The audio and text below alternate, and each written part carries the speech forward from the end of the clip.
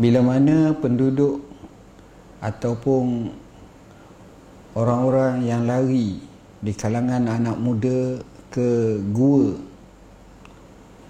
bila mereka dikejar oleh puak-puak raja yang zalim dan tenteranya untuk menangkapnya dan membunuhnya kerana mereka telah membawa keimanan dan mereka yakin kepada Allah. Allah Subhanahu Wa Taala berikan kepada mereka ilham untuk lari ke satu tempat. Mereka berlari, mereka mencari tempat perlindungan, dan antara yang paling baik adalah di sebuah gua, jauh daripada kampung dia, jauh daripada tempat dia. Dia nampak gua dan mereka pun berehat dalam gua tu, merasakan gua itu tempat selamat.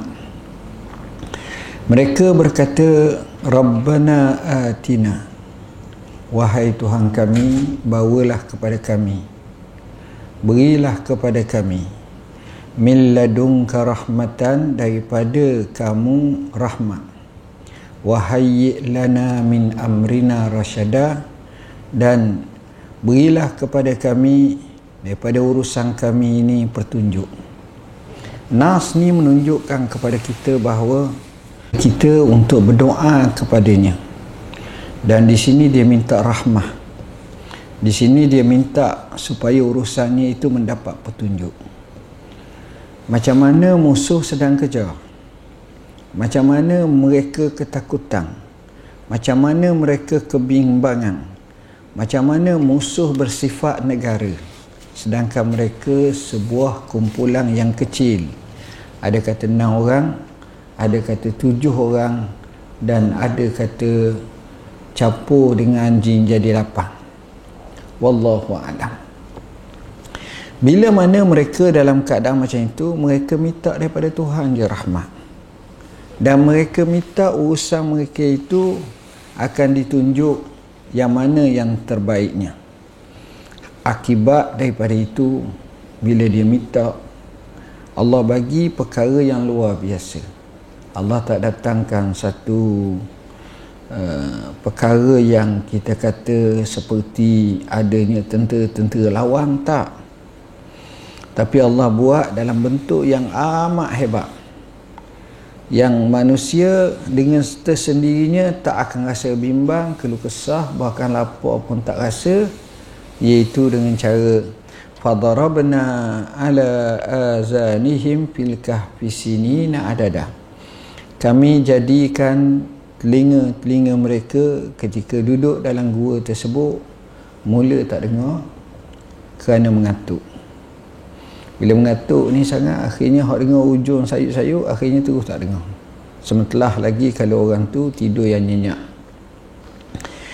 Dah ialah penat berjalan jauh dalam keadaan macam itu, mereka pun dalam keadaan macam itu, mereka pun dapat keluar daripada kepompong tersebut dalam keadaan boleh lari. Fadarabna ala azanihim fil kahfi sinina adada, iaitu mereka telah pergi keluar daripada mereka duduk dalam gua dalam keadaan tertidur. Tidur pula dengan satu jumlah tahun yang luar biasa lama. Jadi bila dah macam tu, Allah Subhanahu Wa Taala jadikan mereka ni boleh tidur. Tidur pula mereka ni, apa yang berlaku, dia berbolak-balik. Sebab kalau kita tidur setempat, mungkin kita rosak tubuh kita, tapi kita berbolak-balik, tubuh kita ni akan jadi stabil lah. Orang tidur ni tak boleh sebelah tu. Biasanya kalau orang sakit dia tidur macam tu. Baik. Kemudian Allah beritahu, summa ba'asnahum lina'lama ayyul hizbaini ahsa lima labisu amada. Kemudian kami bangkitkan mereka untuk kami tahu antara dua puak tu yang mana lebih baik, yang lebih kekal kehidupan mereka. Hak lawan dia tu semua mati habis dah, dia masih lagi kekal. Dan inilah yang pelik, Cuma apa yang disebut di sini, kekuatan yang wujud pada mereka ni Allah gambarkan bukan lagi kekuatan keuangan, harta benda, pangkat, jumlah, tapi kekuatan mereka innahum fityatun amanu bi rabbihim wa zidnahum huda. Mereka itulah pemuda-pemuda yang beriman dengan Tuhan mereka, dan kami tambahkan pada mereka petunjuk. Dan yang lebih besar juga, warabatna ala qulubihim, kami taukan, ikatkan hati-hati mereka. Dan mereka ni senada. Yang jadi masalah jumlahnya kecil, berpecah pula. Tapi ni tak, senada. Izqamu faqalu rabbuna rabbus samawati wal ard lan nad'uwa min dunihi ilaha laqad qulna idzan syatata. Ini jawapan dia. Maknanya daripada sini, bila dah mereka ni senada dan kuat macam itu, maka Allah Subhanahu Wa Taala datang kepada mereka petunjuk, dan Allah kisahkan kisah mereka cukup menarik. Panjang Allah kisahkan Ashabul Kahfi.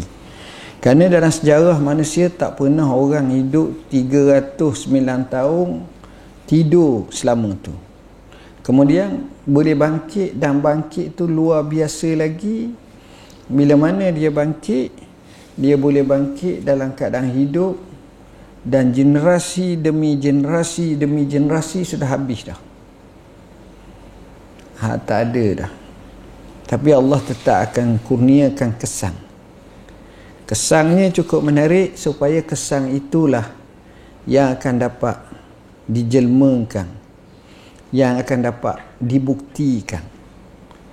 Kalau kita baca dan kita tengok kisah dia, macam mana Allah kisahkan bila mereka lapar, mereka bangun, mereka tak tahu mereka duduk berapa lama.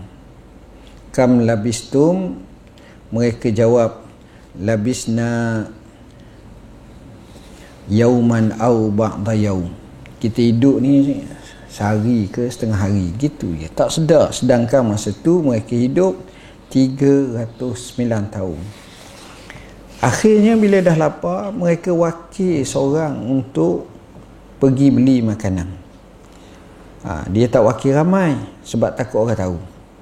Mereka macam mengintip, mereka dalam keadaan bersembunyi pergi beli makanan di bandar. Mereka pun berjalan, seorang tu berjalan.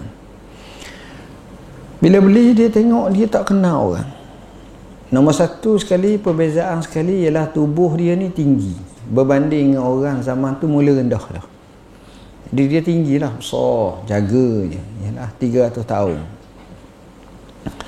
Kemudian bila dia beli tu, makanan tu dia ambil tu, dia nak bagi duit. Bila nak bagi duit, kawan ni baru tahu, duit lain. Ayat itu yang disebut biwarikikum hazihi ilal Madinah. Bila dah nak bagi duit, selepas daripada itu mereka pun mengesang orang ni, ekor, bagi tahu kepada pengawal keselamatan kenapa bayar mata wang pelik.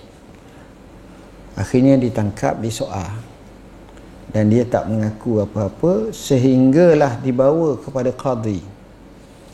Maka qadi ni cek, dan kebetulan bersama qadi itu ada orang yang faham, tahu tentang kisah ni.